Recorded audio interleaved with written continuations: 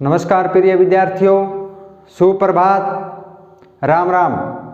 आज हम अपने नई यूनिट लेकर आए हैं, यूनिट नंबर 3। यानी हमने बीए पार्ट प्रथम वर्ष में प्रथम पेपर में यूनिट नंबर 4 और 5 पूरी कर ली है। आज हम यूनिट नंबर 3 शुरू करने जा रहे हैं और यूनिट नंबर 3 के अंतर्गत हमारे सामने रहेंगे 4 पाठ रहेंगे। वो 4 पाठ कौन कौन से हैं वो देख लेते हैं। तो यूनिट 3 में इन 4 कवि और कवियत्रियों का हमें अध्ययन करना है। नंबर 1 पे मीराबाई, नंबर 2 पे रहीम, नंबर 3 पे रसखान और नंबर 4 पे सहजो बाई। तो ये यूनिट 3 में हमारे सामने चैप्टर रहेंगे। तो आइए आज हम अपना पहला चैप्टर यूनिट नंबर 3 का शुरू करने जा रहे हैं और चैप्टर का नाम है मीराबाई। अब हम शुरू करेंगे हमारा पहला जो चैप्टर है वो मीराबाई के बारे में। जैसा कि आप मीराबाई के बारे में विदित हैं, मीराबाई को सभी जानते हैं कि मीराबाई जो है कृष्ण भक्त थी, कवित्री थी और उनके बारे में बहुत कुछ आप विदित हैं। तो हम इनका विवरण जो है, परिचय जो है विस्तार से जानेंगे। तो सामान्य परिचय, सबसे पहले हम मीराबाई का सामान्य परिचय जान लेते हैं। भक्ति काल के समस्त भक्त कवियों में भक्ति की अनन्यता और सच्ची समर्पण भावना जो है की दृष्टि से मीरा का नाम सबसे महत्वपूर्ण है। भक्ति काल की सर्वश्रेष्ठ समस्त भक्त कवियों में महत्वपूर्ण स्थान है मीराबाई का। अब हम बात कर लेते हैं मीराबाई के जन्म की। मीराबाई का जन्म कहाँ पर हुआ, किस सन में हुआ, इनके पिता का क्या नाम रहा, तो आइए हम जानते हैं। मीराबाई का जो जन्म है वो हुआ था 1498 ईस्वी में और ये जो बताया है समय इनका वो डॉक्टर नगेंद्र के अनुसार है। डॉक्टर नगेंद्र के अनुसार मीराबाई का जन्म जो है वो 1498 ईस्वी में हुआ था और इनकी मृत्यु जो है 1547 ईस्वी गुजरात में इनकी मृत्यु या निधन इनका हो जाता है। तो मीराबाई का जन्म 1498 ईस्वी में हुआ था, 1547 ईस्वी में इसकी मृत्यु हो जाती है। और मीराबाई का जो जन्म है वो कुड़की, मीराबाई का जन्म कुड़की ग्राम में हुआ, मेड़ता के पास कुड़की ग्राम में इनका जन्म होता है। और ये जो कुड़की ग्राम है वर्तमान में पाली जिले में है। वर्तमान में ये कुड़की ग्राम कहाँ है, पाली जिले में है। तो देखें कि भक्ति काल की सर्वश्रेष्ठ भक्त कवियों में महत्वपूर्ण स्थान रखती हैं मीराबाई। और मीराबाई का जन्म 1498 ईस्वी में होता है, 1547 में इसकी मृत्यु हो जाती है गुजरात में रणछोड़ राय मंदिर के पास, द्वारका में, वहाँ इनकी मृत्यु हो जाती है। या किंवदंती है कि ये रणछोड़दास के मंदिर में समाहित विलीन हो जाती हैं, जो भी है। और इनका जन्म स्थान जो है वो कुड़की ग्राम में होता है, मेड़ता के पास। और वर्तमान में कुड़की जो है वो पाली जिले में है। और इनके पिता का नाम था रतन सिंह। इनके पिता का नाम हमें मिलता है पिता रतन सिंह। इनके पिता का नाम रतन सिंह था। यानी मीराबाई का विवाह जो है चित्तौड़ के राणा सांगा के पुत्र भोजराज के साथ हो जाता है। लेकिन कुछ ही समय के बाद लेकिन कुछ ही समय के बाद ये भोजराज जी जो हैं वो इनका निधन हो जाता है, भोजराज का निधन हो जाता है और मीराबाई का जो मन है वो इस संसार से विरक्त हो उठता है और वो कृष्ण भक्ति की ओर भक्ति में लीन हो जाती है, भगवान श्री कृष्ण की भक्ति में वो लीन हो जाती है और इस संसार को वो नश्वर मान बैठती है, नश्वर मानती है। और एक बात और माना जाता है कि ये जो मीराबाई है इनको शिक्षा दीक्षा इनके दादाजी दूधा के द्वारा इनको शिक्षा दीक्षा दी गई, राव दूधा के द्वारा इनको शिक्षा दीक्षा दी गई। तो एक बार की बात है, मीराबाई की दादी जी, जो मीराबाई बचपन में बिल्कुल छोटी थी उस समय की बात है कि कोई बारात निकल रही थी तो उस समय जो है मीराबाई ने उत्सुकता पूर्वक उत्साह पूर्वक अपनी दादी से पूछा कि ये क्या हो रहा है।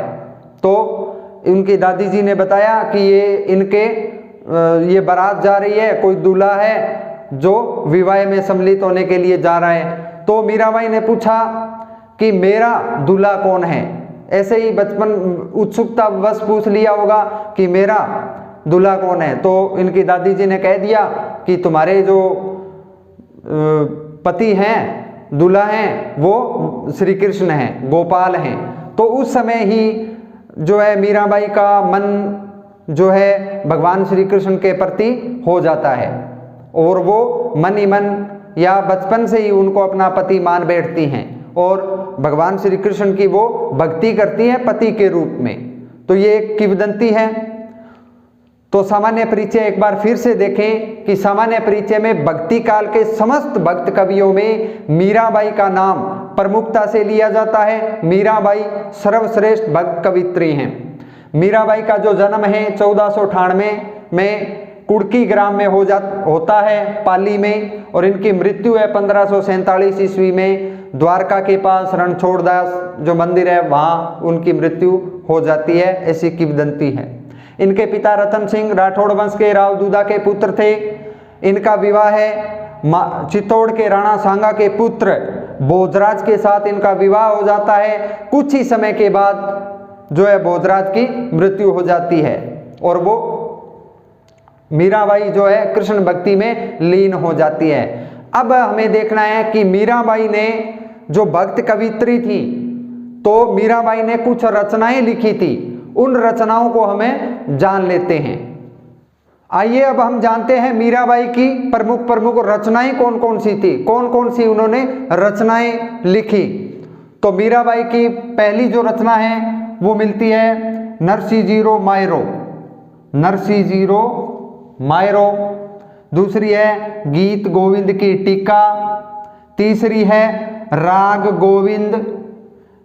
उसके बाद है मीरा के पद, सोरठा के पद इत्यादि रचनाएं मीराबाई के द्वारा लिखी गई थी। तो मीराबाई की रचनाएं कौन कौन सी हैं? नरसिंह जीरो मायरो, गीत गोविंद की टीका, राग गोविंद, मीरा के पद, सोरठा के पद। तो ये था मीराबाई के सामान्य परिचय। तो सामान्य परिचय में ध्यान रखने वाली बात है कि एक तो उनका जन्म स्थान, पिता का नाम और उसके बाद उनकी प्रमुख रचनाएं। तो आइए अब हम जानते हैं मीराबाई ने जो भी रचनाएं लिखी हैं उन रचनाओं के दौरान उनके काव्य की क्या क्या विशेषताएं रही, मीराबाई ने किस प्रकार के काव्य लिखे, क्या विशेषताएं थी उनकी, कैसी उन्होंने भक्ति की, किस श्रेणी में उनकी भक्ति रखी जाती है, इत्यादि प्रश्नों को हम जानते हैं। पहली विशेषता इनकी है कि मीरा ने माधुर्य भाव की भक्ति की, यानी उनकी भक्ति जो है किस प्रकार की रही, माधुर्य भाव की। एग्जाम में क्वेश्चन आ जाता है कि मीरा की भक्ति कौन सी थी, तो माधुर्य भाव की, क्योंकि भगवान श्री कृष्ण को ये बचपन से पति के रूप में मानती थी, पति के रूप में इन्होंने माना। विनय अनुनय विनय, क्योंकि भगवान श्री कृष्ण को वो पति के रूप में मानती है, उनके रूप सौंदर्य पर वो मुग्ध हो जाती हैं। तो विनय के भाव हमें इसमें देखने को मिलते हैं। तो मीरा के पदों में विनय के भाव मिलते हैं। मीराबाई का विवाह जब भोजराज से हो जाता है, उसके तुरंत बाद कुछ ही समय बाद भोजराज की मृत्यु हो जाती है, तो उस समय मीराबाई को इस संसार से विरक्ति हो जाती है और वो केवल और केवल भगवान श्री कृष्ण को पति के रूप में मानती है, वो भी लौकिक रूप में नहीं, वो अलौकिक रूप में थी। भगवान श्री कृष्ण को अलौकिक में पति रूप में मानती है, आत्मा परमात्मा के रूप में वो इनको अपनी एक आत्मा मानती है। तो विरह वेदना का वर्णन मिलता है और ये कहती हैं कि भगवान श्री कृष्ण को मैं न जाने कब प्राप्त हूँ, कब मेरे को भगवान, मेरे जो कृष्ण हैं, मेरे जो गोपाल हैं वो मिलेंगे। तो इनके पदों में विरह वेदना का वर्णन मिलता है, यानी इनके काव्यों में जो प्रकृति का जो चित्रण मिलता है, इनकी रचनाओं में, इनके भावों में, तो वो आलंबन रूप में उनका वर्णन मिलता है। प्रकृति का आलंबन रूप में वर्णन मिलता है। कैसे? इनके पदों में इन्होंने घन घटाएं, घोर वर्षा, चातक इनका वर्णन किया है, यानी प्रकृति के घटाएं, वर्षा, चातक पक्षी के रूप में इन्होंने इसका वर्णन किया है। तो मीरा ने प्रकृति का वर्णन मिलता है आलंबन रूप में। गे का अर्थ होता है गाने योग्य, गीत, गीतों के माध्यम से, क्योंकि मीरा के जो पद हैं वो जन जन की भाषा बने हुए हैं। आमतौर पर साधारण हम जन जन के मुख पर वो जो है गीत लिखे गए हैं, गीत रचे गए हैं। तो मीरा के जो पद हैं वो गेय हैं, गाने योग्य। गेय का मतलब गाने योग्य है। और इनका जो काव्य है वो गीति काव्य है, गीति काव्य। मीरा का जो काव्य है वो गीति काव्य है, यानी गीतों के माध्यम से उन्होंने अपने काव्य की रचना की है। इसके बाद अगर हम बात करें कि मीरा की भाषा कौन सी थी, तो भाषा जो है वो व्यावहारिक थी। मीरा की भाषा सरल, सहज और व्यावहारिक थी, जिसके अंतर्गत हमें शब्द मिलते हैं राजस्थानी, ब्रज, ब्रज भी मिलता है, गुजराती। ये तीन भाषाओं का मिश्रण उनके काव्य में देखने को मिलता है। तो ये प्रमुख प्रमुख मीरा के काव्य की विशेषताएं एक बार फिर से सुने। मीरा ने माधुर्य भाव की भक्ति की, कृष्ण को पति के रूप में माना। मीरा के पदों में विनय के भाव भी मिलते हैं। मीरा के पदों में विरह वेदना का वर्णन मिलता है, यानी वियोग, श्रृंगार। श्रृंगार के दो रूप होते हैं, संयोग और वियोग, जबकि मीरा के काव्यों में विरह ही वर्णन मिलता है, वियोग मिलता है। मीरा ने प्रकृति चित्रण आलंबन रूप में किया। कैसे? अपने काव्यों में घटाओं का वर्णन किया, वर्षा का वर्णन किया, चातक पक्षी का वर्णन उन्होंने किया है। तो मीरा के पद हैं वो गेय है, गाने योग्य हैं, आम जन जन की भाषा का बने हुए हैं और गीति काव्य उनकी शैली है। इसके बाद उनकी भाषा जो है वो व्यावहारिक रही, सरल, सहज रही। और इसमें तीन भाषाओं का मिश्रण है, राजस्थानी, ब्रज और गुजराती। मीरा के काव्य की विशेषताओं में और हम देखते हैं कि मीरा की जो भाषा थी वो तो व्यावहारिक और सरल, सहज थी। इसके बाद इन्होंने गुणों की अगर बात करें तो माधुर्य गुण, प्रसाद गुण,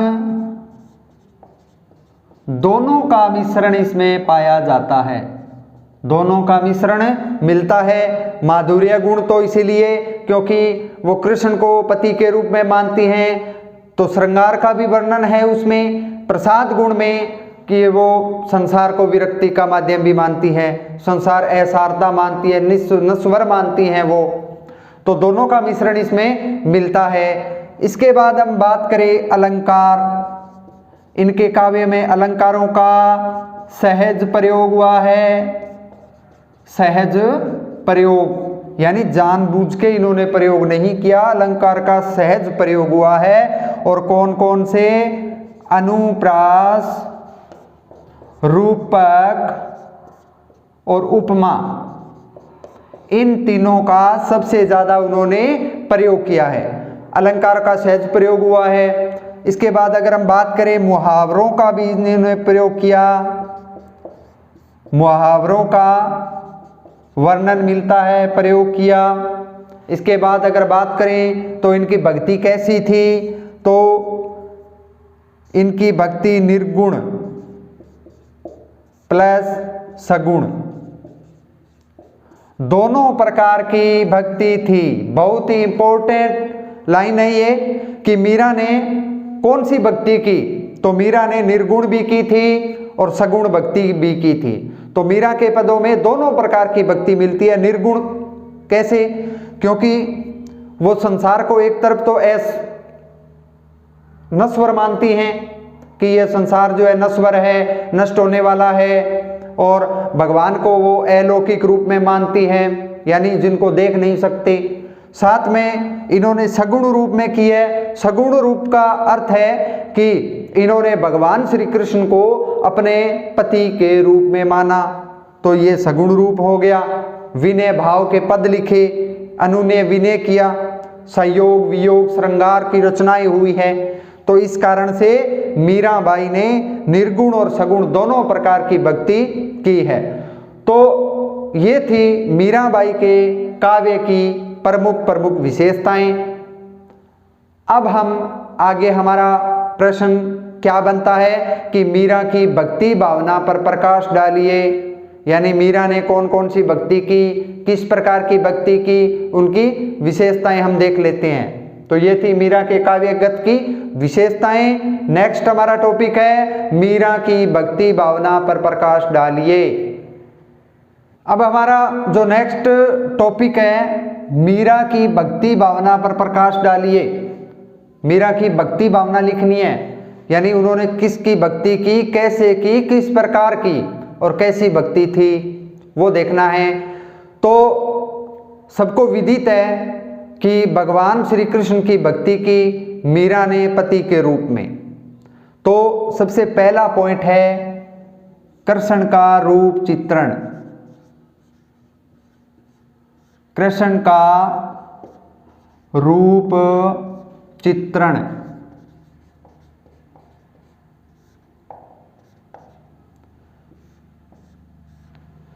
मीराबाई ने भगवान श्री कृष्ण के रूप का चित्रण किया है। तो मीरा ने अपने पदों में आराध्य श्री कृष्ण का रूप सौंदर्य का वर्णन किया है। तो यहां लिखेंगे मीरा ने अपने आराध्य कृष्ण के रूप सौंदर्य का वर्णन किया, के रूप सौंदर्य का वर्णन किया। मीराबाई ने अपने आराध्य कृष्ण के रूप सौंदर्य का वर्णन किया। स्वयं को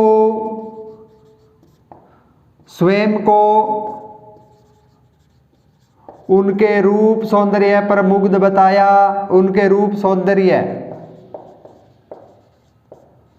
पर मुग्ध बताया, क्योंकि मीराबाई बचपन से ही भगवान श्री कृष्ण को अपने पति के रूप में मानती थी।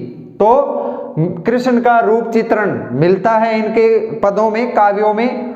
तो मीरा ने अपने आराध्य कृष्ण के रूप सौंदर्य का वर्णन किया है, स्वयं को उनके रूप सौंदर्य पर मुग्ध बताया है, और उनके कहीं कहीं पर लाइनें आती हैं कि बसो मेरे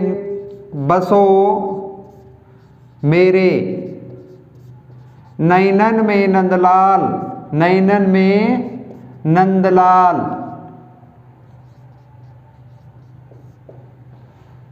बसो मेरे नैनन में नंदलाल, कि हे नंद के लाल आप मेरी आंखों में बस जाओ।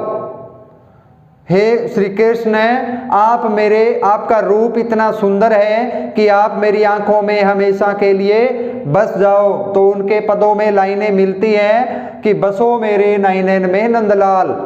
तो कृष्ण का रूप चित्रण इस प्रकार उन्होंने किया कि अपने आराध्य रूप कृष्ण के रूप सौंदर्य का वर्णन किया, स्वयं को उनके रूप सौंदर्य पर मुग्ध बताया, बसो मेरे नैनन में नंदलाल। तो दूसरा पॉइंट है प्रियतम रूप में, प्रियतम रूप में कृष्ण भक्ति।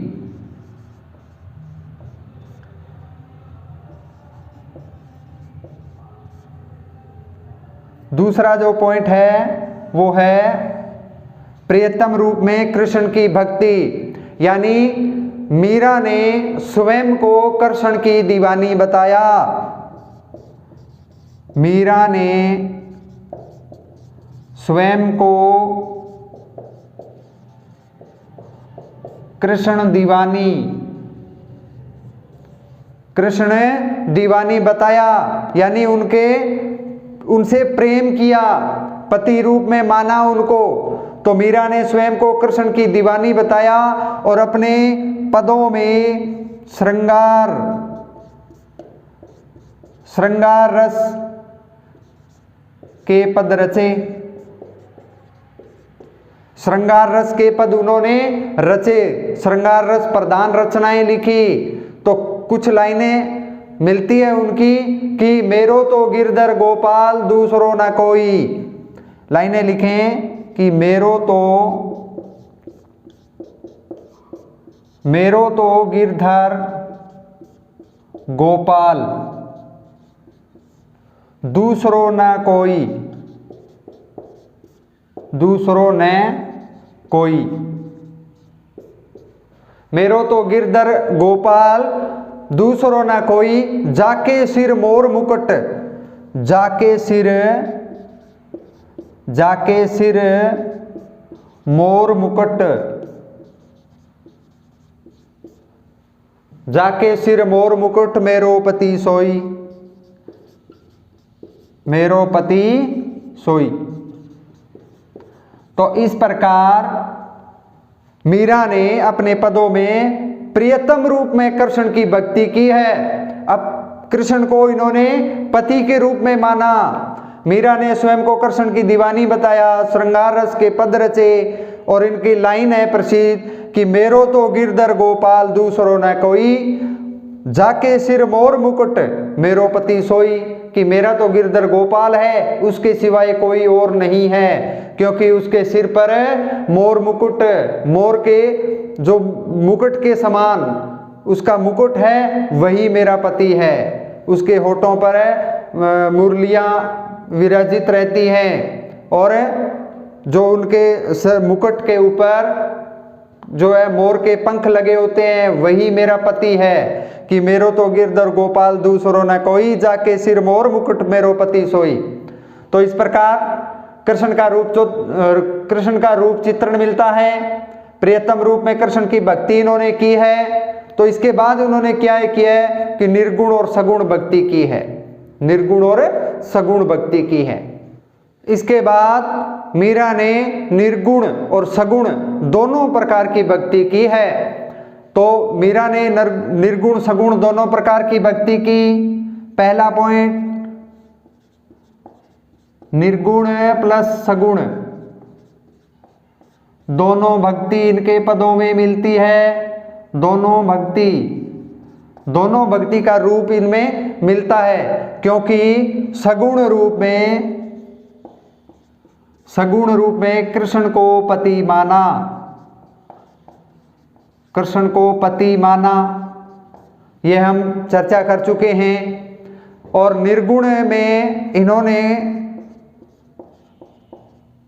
निर्गुण में योग, अनहनाद,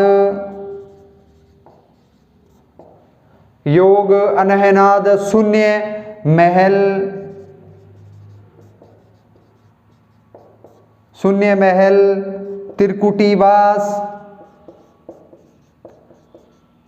शून्य महल, त्रिकुटीवास आदि का वर्णन उल्लेख अपने पदों में किया है। कैसे कि उनकी प्रसिद्ध लाइनें देखें कि भज मन चरण कमल अविनाशी, भज मन चरण कमल अविनाशी,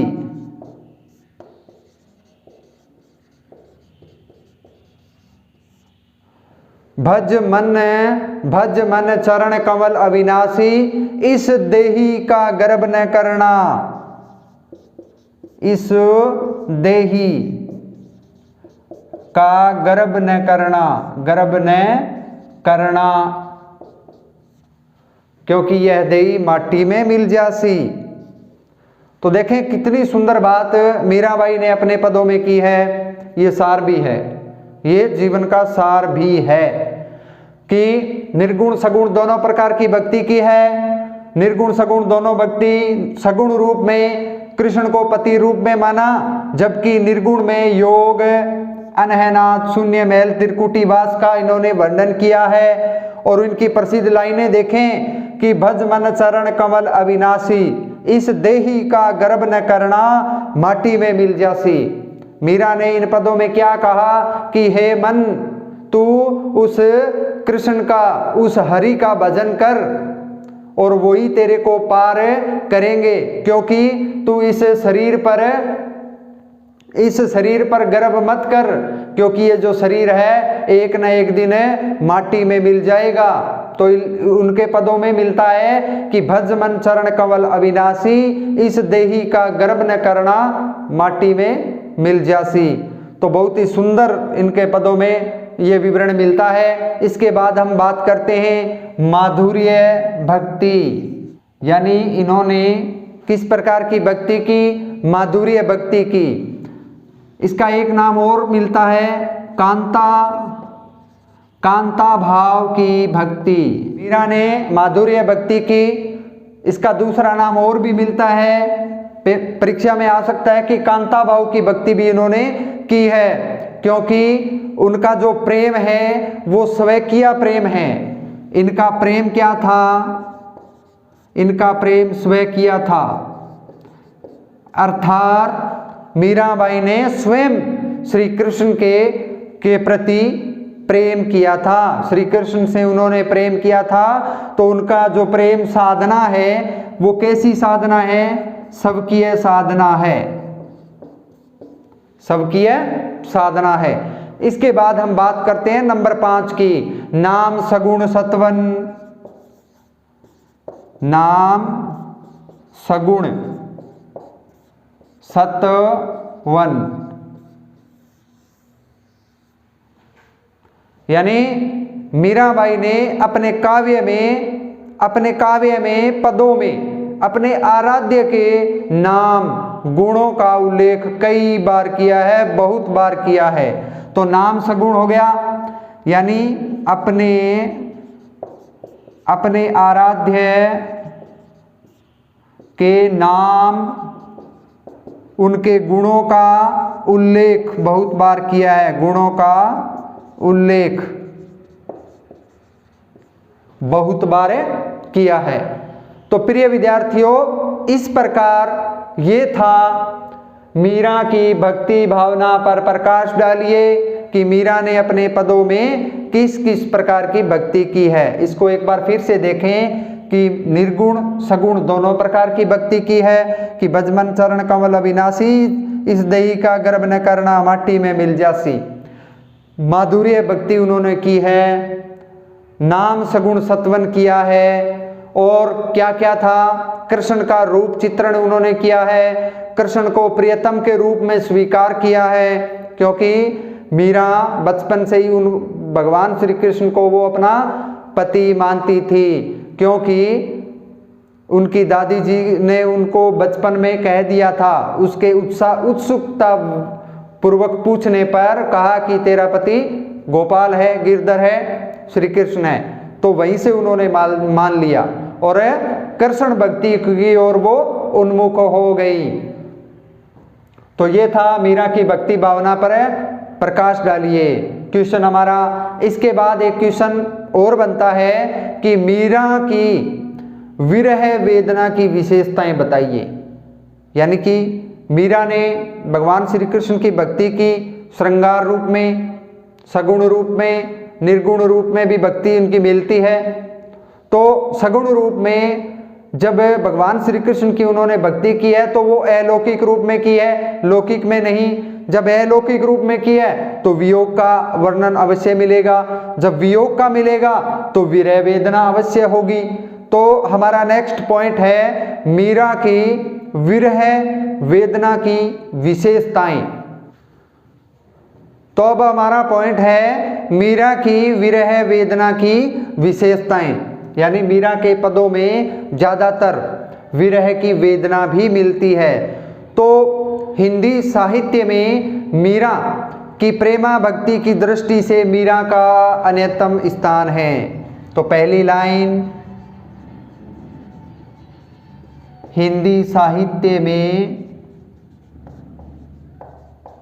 प्रेमा भक्ति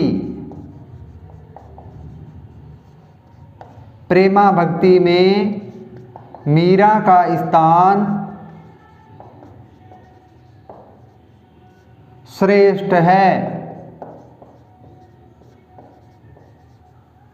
मीरा हिंदी साहित्य में प्रेमा भक्ति में मीरा का स्थान श्रेष्ठ माना जाता है, क्योंकि ये माना जाता है कि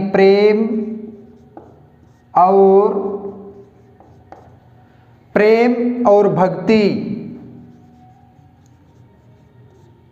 एक ही साधना के दो अंश हैं, एक ही साधना के दो अंश हैं। कौन है दो अंश? प्रेम और भक्ति। कहते हैं कि चाहे भक्ति कर लो, चाहे सबसे प्रेम व्यवहार रखो, बात एक ही है, साधना के दो अंश माने जाते हैं। अब कुछ व्यक्ति होते हैं कि सभी से प्रेम व्यवहार से रहते हैं, चाहे वो भक्ति करते हो चाहे न करें, वो एक प्रकार की भक्ति मानी जाती है। सबसे प्रेम व्यवहार से रहें, प्रेम से रहें, किसी को छोटा बड़ा न समझें, ऊंच नीच का भाव न रखें, प्रेम से रहें, प्रेम से बोलो। तो प्रेम का जो भाव है वो भी भक्ति का ही एक अंश है, चाहे उसके बाद भक्ति करो या ना करो। अब कुछ होते हैं कि भक्ति की भावना उनमें प्रबल होती है लेकिन उनमें प्रेम नहीं होता, तो ऐसे कैसे संभव है? तो इसमें कहा है कि प्रेम और भक्ति एक ही साधना के दो अंश माने गए हैं। तो मीरा ने, नेक्स्ट लिखेंगे, मीरा ने कृष्ण भक्ति जो है माधुर्य कांता भाव से की, कांता भाव से की। यानी मीरा ने कृष्ण की जो भक्ति की है वो माधुर्य और कांता भाव से की है। इसी के अनुरूप मीरा ने विरह के पद लिखे, इसी के अनुरूप मीरा ने विरह के पद लिखे। कैसे कि मीराबाई जो है कृष्ण भक्ति जब करती थी तो कृष्ण भक्ति की जो मूर्ति थी कृष्ण की, भगवान श्री कृष्ण की मूर्ति के सामने बैठ जाती थी और कुछ पद गाने लगती थी, कुछ गीत गाने लगती थी। कौन से? कि मेरो तो गिरधर गोपाल, मेरो तो गिरधर गोपाल दूसरो न कोई, दूसरो न कोई, ये वाले पद वो गाने लगती थी। और मीरा के काव्य में विरह का वर्णन भी मिलता है, मीरा के काव्य में विरह वर्णन मिलता है। कैसे उन्होंने पद लिखे कि दरस बिन दुखण लागे नैण, दरस बिन दुखण लागे नैण। यानी मीराबाई ने कहा है कि हे प्रभु, हे श्री कृष्ण प्रभु, जब से आपने दिखाई देना बंद किया है तब से मेरे ये जो नैन हैं वो दुखने लग गए, क्योंकि आप दिखाई नहीं दिए। वो भगवान श्री कृष्ण को देखने के लिए तरस उठी, व्याकुल हो उठी। तो इसलिए उन्होंने पद गाए कि दरस बिन दुखण लागे नैन, और विरह वर्णन की व्यापकता मिलती है। इनके पदों में क्या है? विरह वर्णन की व्यापकता। मीरा के पदों में विरह वर्णन की व्यापकता कैसे? कि हे जी हरि कित गए नेह लगाए, हे जी हरि कित गए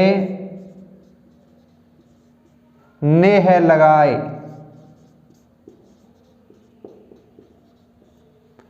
पदों में मीरा ने पद लिखे कि हे जी, कि हे प्रभु, आप हमसे ये प्रेम करके पता नहीं कहाँ चले गए आप। तो ये विरह वर्णन उनके काव्यों में देखने को मिलता है। विरह वर्णन की व्यापकता है। मीरा के काव्य में विरह है, मीरा ने विरह के पद लिखे, मीरा ने कृष्ण की भक्ति की माधुर्य कांता भाव से। प्रेम और भक्ति को इन्होंने एक ही साधना के दो अंश माने हैं। हिंदी साहित्य में मीरा भक्ति में, प्रेमा भक्ति में मीरा का स्थान ऊंचा और श्रेष्ठ माना गया है।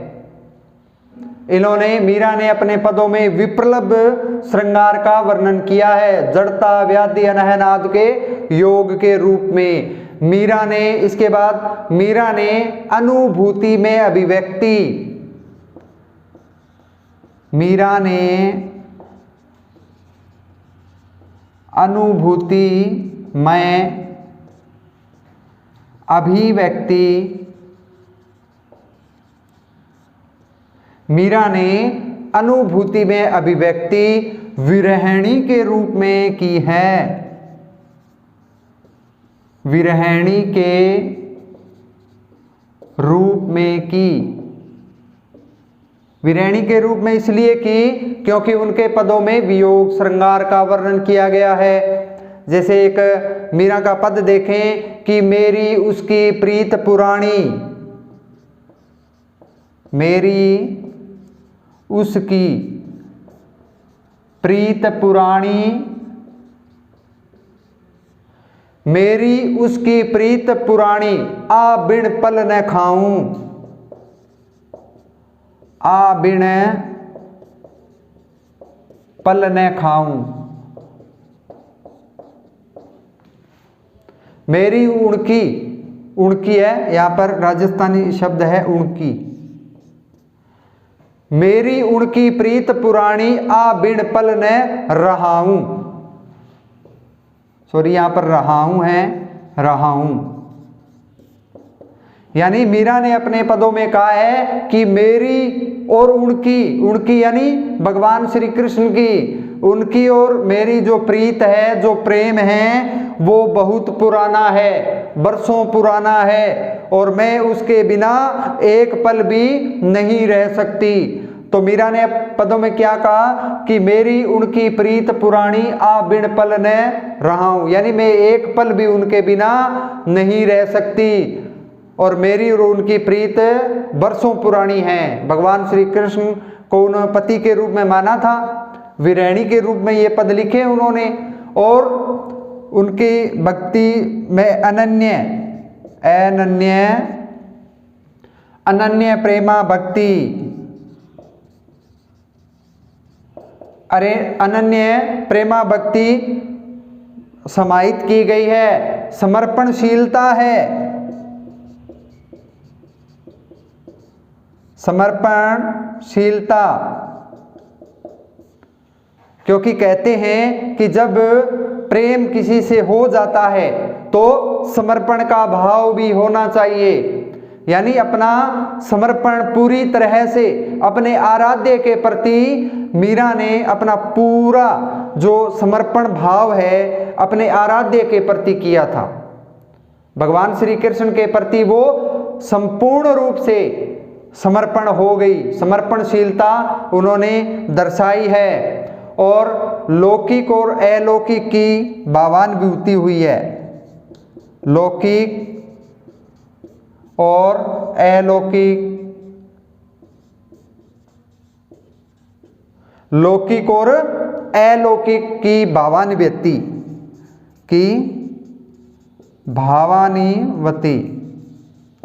उनके पदों में देखने को मिलती है। तो इस प्रकार मीराबाई ने के विरह की विशेषताएं ये थी। मीरा ने अपने पदों में भी प्रलब्ध श्रृंगार का वर्णन किया है, जड़ता, व्याधि, अहनानाद, योग का वर्णन है। मीरा ने अनुभूति में अभिव्यक्ति की विरहिणी के रूप में, मेरी उनकी प्रीत पुरानी आबिन पल न रहा हूँ, ये उदाहरण था। अनन्य प्रेमा भक्ति रही, समर्पणशीलता, क्योंकि प्रेम में समर्पण बहुत जरूरी है। और लौकिक और अलौकिक की भावना भी उस समय रही है। तो ये था मीराबाई के विरह की विशेषताएं। तो आइए अब हम नेक्स्ट हमारा टॉपिक जो पढ़ेंगे वो है मीरा के काव्य में भाव पक्ष और कला पक्ष का विवेचन करना है। तो मीरा के काव्य में भाव पक्ष और कला पक्ष का विवेचन इस प्रकार है। नेक्स्ट हमारा पॉइंट है मीरा के काव्य में भाव पक्ष, कला पक्ष दोनों का सम्मिश्रण देखने को मिलता है। यानी मीरा ने जितने भी अपने पद लिखे, पद रचे, तो उन पदों में भाव पक्ष भी है और कला पक्ष भी है, दोनों का सुंदर सम्मिश्रण हुआ है। तो परीक्षा में अगर क्वेश्चन आ जाए कि मीरा के काव्य में भाव पक्ष, कला पक्ष दोनों का सम्मिश्रण हुआ है, कैसे, तो लिखेंगे कि रहस्यात्मक अनुभूति, सबसे पहला है रहस्यात्मक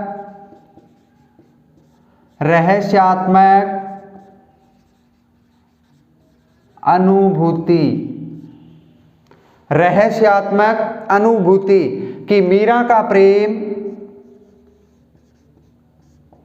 मीरा का जो प्रेम था वो अलौकिक था।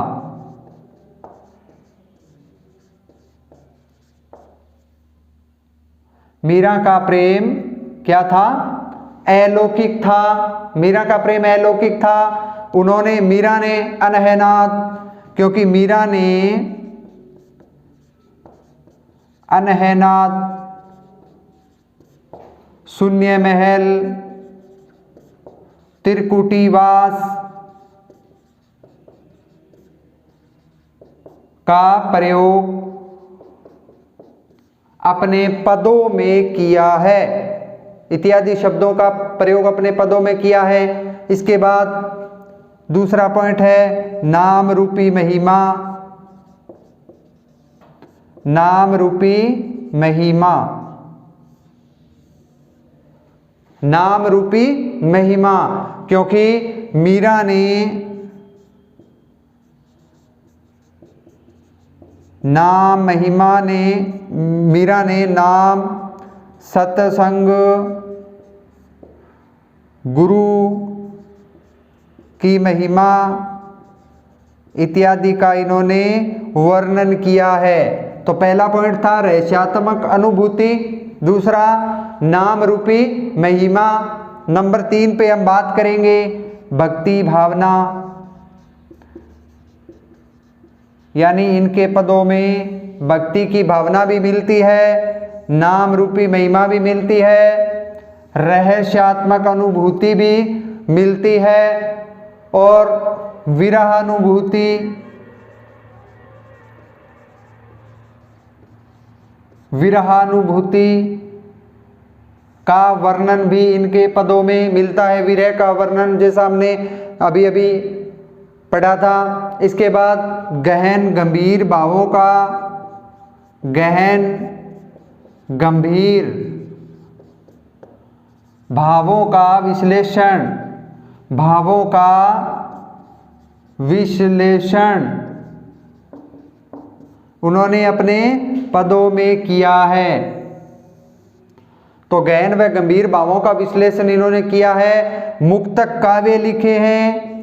नेक्स्ट पॉइंट है हमारा मुक्तक काव्य, यानी इन्होंने काव्य लिखे वो गीति रूप में लिखे, गीति शैली में लिखे, मुक्तक थे, गाने योग्य थे, गेय थे, जन जन की भाषा का वो माध्यम बन गए थे कि मेरो तो गिरधर गोपाल दूसरो न कोई। इसके बाद उनके पदों में गेयता है। और उनकी भाषा की अगर बात करें तो राजस्थानी, ब्रज और गुजराती तीनों भाषाओं का मिश्रण देखने को मिलता है। इसके बाद हम बात करते हैं, उन्होंने अपने पदों में अलंकारों का प्रयोग किया। अलंकारों का प्रयोग किया जैसे उपमा है, अनुप्रास है और रूपक है। इन तीनों का अपने पदों में उन्होंने प्रयोग किया है। और लास्ट इनका जो है वो प्रतीक विधान।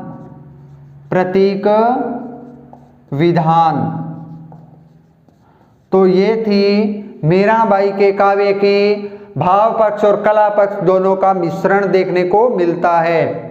तो विरहस्यात्मक अनुभूति है, नाम रूपी महिमा है, भक्ति भावना है, अलंकारों का प्रयोग किया गया है, उपमा अनुप्रास रूपक का, गेयता है उनके पदों में यानी गाने योग्य है, भाषा राजस्थानी, ब्रिज और गुजराती तीनों का मिश्रण है, मुक्तक काव्य है, गहन गंभीर भावों का विश्लेषण इन्होंने किया है और विरहानुभूति है।